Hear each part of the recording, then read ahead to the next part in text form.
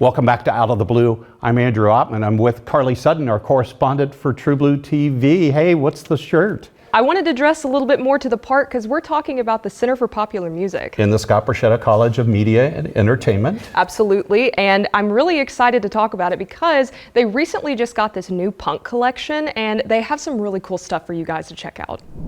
Tucked away inside the Bragg Media and Entertainment building is a place filled with stories. Not just stories of songs or artists, but of the people, movements, and moments that help shape American music. At first glance, the Center for Popular Music may seem like one of MTSU's lesser-known spaces, but behind the shelves, boxes, and records is one of the largest archives of its kind in the world. The Center for Popular Music is one of the oldest and largest collections of items connected to American popular and vernacular music, books.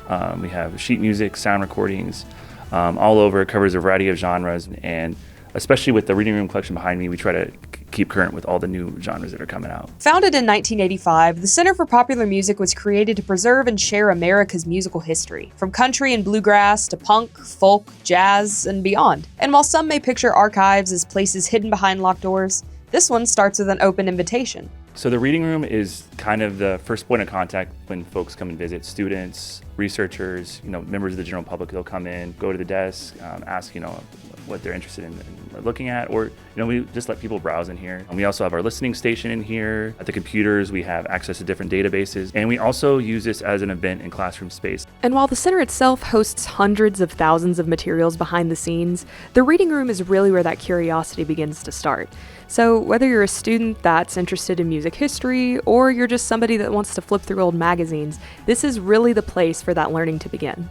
And there is a lot to explore. The center's collections stretch far beyond bookshelves, preserving nearly every format imaginable. We are a research archive. It's used actually worldwide. We have all sorts of different genre here. Commercial recordings, we have manuscript recordings, stuff that only exists in one copy. Sheet music, records, papers. As far as sound recordings, I think the earliest that we have here is probably an 1897 or 8 Berliner, and of course from there to the present. That wide reach is part of what makes the center unique. Researchers, musicians, filmmakers, and everyday music fans all use the archive. And for MTSU students, it can become something even more personal. My research is on music, mostly popular music in the mid-50s through the 60s and 70s in Nashville. So it's an awesome connection with this place. And I have found more stuff here than I thought I would, so that's been super exciting.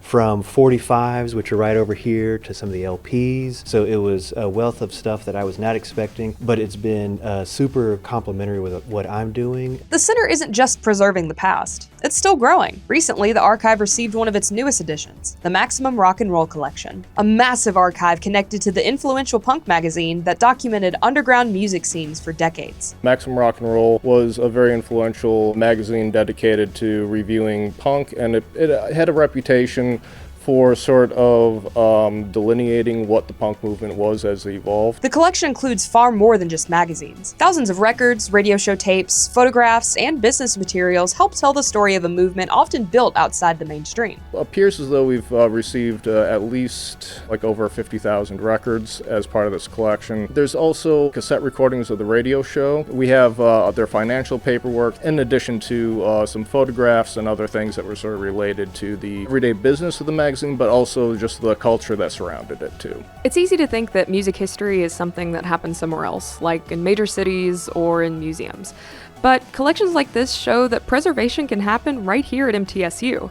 And it's important to make sure that those stories around music and culture are not lost over time. And for those helping preserve it, that work matters. Because when collections stay together, so do the stories they tell. As an effort of preservation, it's one of those things where it's important for a collection like this to actually be able to be housed together. It allows people to get an understanding of not only the genre and culture's evolution, but also the magazine's specific role in that. For a place that might look quiet from the outside, the Center for Popular Music is constantly buzzing with history. A hidden corner of campus where the sounds, stories, and culture of American music continue to live on, ready for anyone curious enough to walk through the door.